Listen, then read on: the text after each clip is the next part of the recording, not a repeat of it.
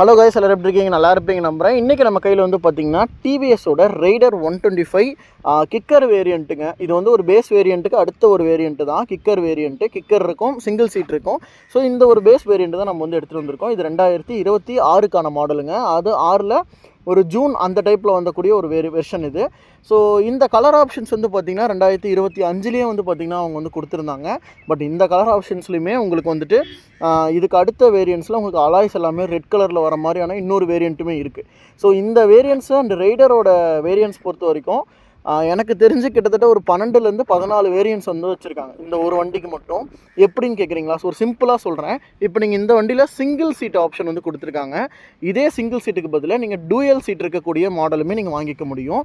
At the same time இதில் use பண்ணியிருக்கக்கூடிய console வந்து பார்த்திங்க அப்படின்னா ஒரு பேசிக்கான கலர்டு டிஸ்பிளே வந்து கொடுத்துருப்பாங்க. ஸோ இங்கே தெரியுதா உங்களுக்கு? இந்த கலர்டு இது ஒரு நார்மல் டிஸ்பிளே தான். பட் இதுக்கு பதிலாக நீங்கள் டிஎஃப்டி டிஸ்பிளே ஆப்ஷன்ஸுமே இருக்குது. உங்களுக்கு colour display, TFT display. So உங்களுக்கு இதில் சொன்னதுலேயே 2 விதமான வேரியண்ட்ஸ் நீங்கள் வந்து பார்த்துருக்க முடியும்.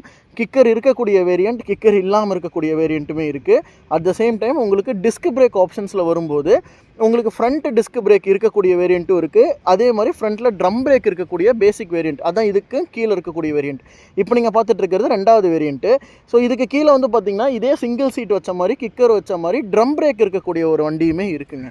ஸோ ஃப்ரண்ட்டில் ட்ரம் பிரேக் இருக்கிறது அண்டு டிஸ்க் பிரேக் இருக்கிற மாதிரியான 2 வேரியண்ட்ஸ் வந்து இருக்குது. ஸோ இப்போ டாப் வேரியண்ட் கிட்ட நீங்கள் போகும்போது என்னென்னா உங்களுக்கு single tone colour, double tone கலருங்கிற கலர் ஆப்ஷன்ஸில் 2 வண்டிகள் உங்களுக்கு கிடைக்கும். அந்த எந்த வெர்ஷன்ஸ்லையுமே கிக்கர் வந்து உங்களுக்கு கிடையாது. பேஸ் வெர்ஷன்ஸில் இருக்கக்கூடிய 2 மாடலில் மட்டும்தான் உங்களுக்கு கிக்கர் அவைலபிலிட்டி இருக்கும். மற்றபடி எந்த ரைடர் நீங்கள் வாங்கினாலுமே, அதாவது இதுக்கு அடுத்து வரக்கூடிய எந்த மாடல்ஸ் எடுத்தாலுமே உங்களுக்கு அதில் கிக்கர்ஸ் வந்து கிடையாது. ஸோ கிக்கர் வந்து 2 வெர்ஷன்ஸில் மட்டும்தான் அவங்க வந்து கொடுத்துருக்காங்க. நெக்ஸ்ட்டு ரியரில் வந்து டிஸ்க் பிரேக்கோடு இருக்கக்கூடிய ஒரு மாடல், வித்தவுட் ஏபிஎஸ் அப்படிங்கிற ஒரு மாடலுமே இருக்குது. அண்ட் டாப் வேரியண்ட்டில் வந்து பார்த்திங்க அப்படின்னா உங்களுக்கு டிஎஃப்டி டிஸ்பிளே, ரியரில் disc brake, single channel ABS இருக்கக்கூடிய ஒரு மாடலும், நார்மல் டிஸ்பிளே வச்சுட்டு ரியரில் டிஸ்க் பிரேக் வச்சு சிங்கிள் சேனல் ஏபிஎஸ் இருக்கக்கூடிய மாடலுமே இருக்குது. ஸோ நீங்கள் டிஎஃப்டி மாடல் எடுக்கிற மாதிரி இருந்தால் அதுதான் டாப் இருக்கிறதுலே ரேட்டு கூட இருக்கக்கூடிய ஒரே ஒரு மாடல், அது ஒன்று தான். இந்த ப்ரைஸ் கம்பேரிஷனுங்கிறத நான் கடைசியாக சொல்கிறேன். இந்த வண்டியோட ப்ரைஸுக்கும் அந்த நான் சொன்ன அந்த TFT single channel ABS dual disk இருக்கக்கூடிய மாடல் அந்த டாப் வேரியண்ட்டோட ப்ரைஸுக்குமே எவ்வளோ வித்தியாசங்கள் இருக்குது. அந்த வண்டிக்கு நீங்கள் போகிறது இது பெட்டரா அது பெட்டராங்கிற எல்லா டாப்பிக்குமே நம்ம லாஸ்ட்டாக வந்து பார்ப்போம். ஸோ வேரியன்ட்ஸ்ன்னு சொல்லும்போது இந்த வண்டியில் இதெல்லாம் தான் வந்து வேரியன்ட்ஸ். சரி, இவ்வளோ மாடல்ஸ் வந்து வச்சுருக்காங்க ரைடரில் மட்டும். ஓகேவா? ஸோ இது நிறைய பேர்த்துக்கு தெரியாத ஒரு விஷயமா இருந்திருக்கும். ஸோ இந்த வீடியோ மூலிமா நீங்கள் தெரிஞ்சுக்கிட்டிங்கன்னா கமெண்ட் பண்ணுங்கள். ஸோ ரைடரில் இவ்வளோ மாடல் இருக்குது. ஓகேவா? ஸோ இப்போ என்ஜின் ஸ்பெக்குன்னு பார்க்கும்போது இதில் 2 விதமான பவர் ப்ரொடியூஸ் பண்ணக்கூடிய என்ஜின்ஸ் வந்து நீங்கள் பார்க்க முடியும். ஃபர்ஸ்ட் ஆஃப் ஆல் இந்த பேஸ் வெர்ஷன்ஸில் வரக்கூடியது எல்லாமே இதில் 2 விதமான வேரியன்ட்ஸ் இருக்கும். இன்டெலெக்ட் கோ வேரியண்ட்டு, நார்மல் வேரியண்ட் அப்படின்னு சொல்லிட்டு. இந்த இன்டெலெக்ட் கோனா ஒன்றும் இல்லை, எக்ஸ்ட்ரா ஒரு பூஸ்டப்பாக ஒரு பவர் லைட்டாக டார்க் வந்து ஒரு பாயிண்டில் ப்ரொடியூஸ் பண்ணும், அவ்வளோதான். ஸோ அதுக்கு 2 என்ஜின் ஆப்ஷன்லாம் கிடையாது. ஒரே என்ஜினே, பவர் மட்டும் கொஞ்சம் வித்தியாசங்கள் இருக்கும். லைக் இந்த வண்டியில் வந்து பார்த்திங்கன்னா இது பேஸ் வேரியண்ட்டு, ஆனால் இன்டெலெக்ட் கோ இருக்கக்கூடிய வேரியண்ட்டு. ஸோ இதில் பவர் அப்படிங்கிறது 11.2 பிஹெச்பி ப்ரொடியூஸ் பண்ணும். இதே நார்மல் ஒரு இன்டெலெக்ட் கோ இல்லாத ஒரு ரைடர் பைக்காக இருந்துச்சுன்னா அது 11.2 பவர் தான் ப்ரொடியூஸ் பண்ணும். பட் இந்த இன்டெலெக்ட் கோ அப்படிங்கிற ஃபியூச்சர் இருக்கக்கூடிய அந்த ஒரு ஆட்டோ கட் ஆஃப் சிஸ்டம் இருக்கக்கூடிய ஒரு மாடலில் உங்களுக்கு 11.7 நியூட்டன்மீட்டர்ஸ் ஆஃப் டார்க் வந்து ப்ரொடியூஸ் பண்ணும். ஏன்னா ஒரு 0.5 டார்க் வந்து அதிகமாக இருக்கும்.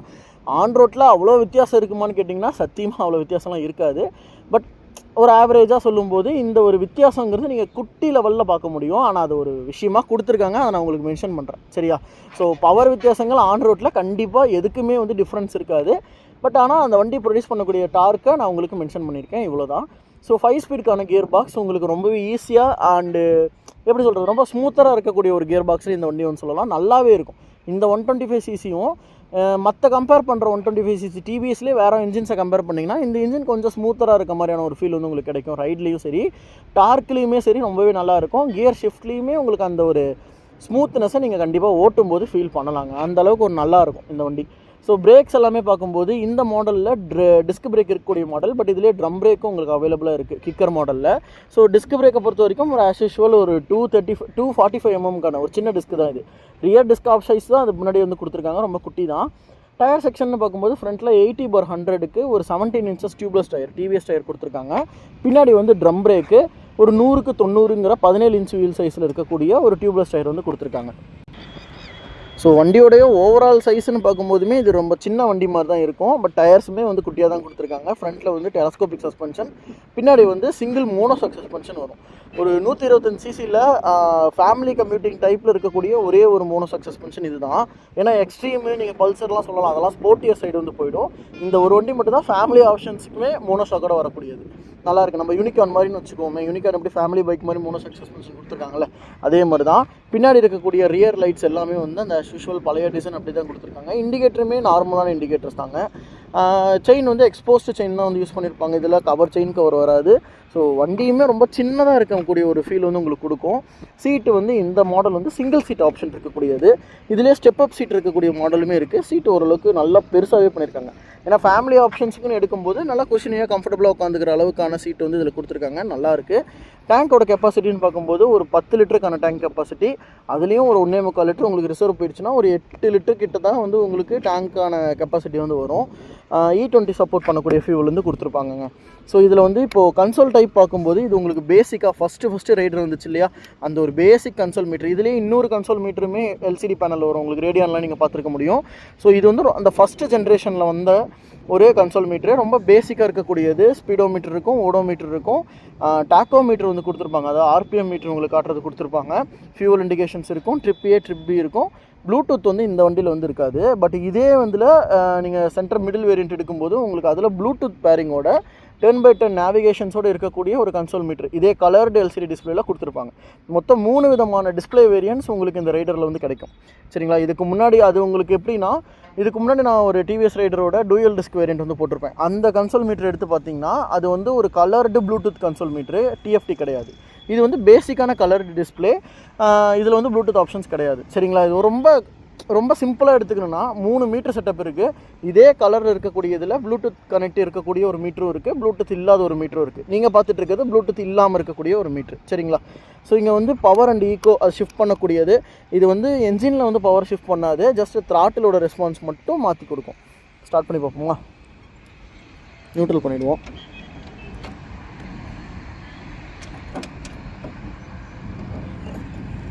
ஓகே, நியூட்ரல் ஆயிடுச்சு. இந்த இன்டெலெக்ட் கோ அப்படிங்கிறது என்னென்னா லைட்டாக அந்த அசிஸ்ட் சிஸ்டம் தான். உங்களுக்கு ரொம்பவே சாஃப்டான ஒரு சவுண்டு வந்து இருக்கும். ரொம்ப வந்து பீட் இருக்காது. ஸ்டார்ட் பண்ணும்போது என்ஜின் வந்து ரொம்ப ஸ்மூத்தராக ஸ்டார்ட் ஆகும். பீட் வந்து பாருங்கள், நல்ல பீட் இருக்குது. பவர் அண்ட் ஈக்கோங்கிறத பட்டன் மூலிமா நீங்கள் ஷிஃப்ட் பண்ணிக்க முடியும். ஸோ நெக்ஸ்ட் அப்படியே ரைட் சைடு வந்து பார்த்தீங்க அப்படின்னா ஹை பீம் லோ பீம்க்கான சுவிட்சஸ், டேர்ன் இண்டிகேட்டர், ஹாரன் ஒரு டீசெண்டாக கொடுத்துருக்காங்க. முன்னாடி பழைய டிவிஎஸில் இருக்க மாதிரி பெரிய ஹாரன்லாம் கொடுக்கறது இல்லை, நார்மலாக தான் கொடுக்குறாங்க. அலுமினியமில் உங்களுக்கு கிளச்சும் வந்து ஆக்சிலேட்டர் அந்த பிரேக் அண்ட் கிளச் ரெண்டுக்குமே கொடுத்துருக்காங்க. நெக்ஸ்ட் இதோடைய அந்த ஹெட் செட்டப் பொறுத்த வரைக்கும் அது அந்த பழைய செட்டப் தான். எல்லா வண்டிக்கும் ஒரே ஹெட் செட்டப் தான் வரும். எல்இடிக்கான லைட் வந்து கொடுத்துருக்காங்க. ரொம்பவே நல்லா இருக்குங்க.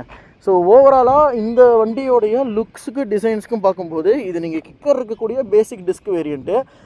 இதோட ஆன்ரோட் ப்ரைஸ் 1,13,000 14,000 அந்த ரேஞ்ச் வந்து வருதுன்னு வச்சுக்கோங்க. இப்போ இதிலிருந்து டாப் வேரியன்ட் நான் சொன்ன அந்த டிஎஃப்டி வேரியண்ட்டோட ப்ரைஸ் வந்து பார்த்திங்கன்னா 1,25,000. ஒரு 12,000 11,000 வந்து உங்களுக்கு டிஃப்ரென்ஸு. ஸோ இந்த 11,000க்கு நீங்கள் ஸ்பெண்ட் பண்ணுற மாதிரி ஒரு 125cc எடுக்கணும், அதுவும் ரைடர் தான் நீங்கள் எடுக்க போகிறீங்கன்னா தாராளமாக அந்த சிங்கிள் சேனல் ஏபிஎஸ் இருக்கக்கூடிய டிஎஃப்டி மாடல் நீங்கள் வந்து எடுத்துடலாம். பட் எனக்கு அதுவுமே தேவையில்லை ப்ரோ. 125cc எனக்கு ஒரு மைலேஜ் நல்லா கொடுக்குற மாதிரி ஒரு குட்டி வண்டியாக இருந்தால் போதும், சின்ன வண்டி. ஏன்னா ஹைட்டு அதிகமாக இருக்கவங்களுக்கு ஓகே, ஹைட்டு கம்மியாக இருக்கவங்களுக்கு ஒரு கம்ஃபர்டபுளான ஒரு வண்டி அப்படின்னா கண்டிப்பாக நான் ரைடர் தான் சொல்லுவேன்.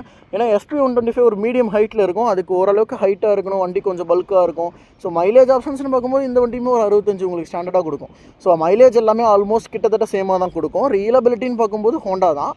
ஆனால் எனக்கு தெரிஞ்சு ப்ராக்டிக்கலாக ரைடருமே நல்லா இருக்குது. 1.25 லட்சம் ஓட்டின வண்டியில் நான் பார்த்துருக்கேன் ரைடரில், பழைய ஜென்ரேஷன் ஃபஸ்ட்டு ஜென்ரேஷன் வண்டி. ஸோ அந்தளவுக்கு ஒரு நம்பகமான ஒரு இன்ஜின் தான். கண்டிப்பாக இதை வந்து குறை சொல்கிற மாதிரிலாம் இல்லைங்க, இந்த இன்ஜின் நல்லா இருக்குது.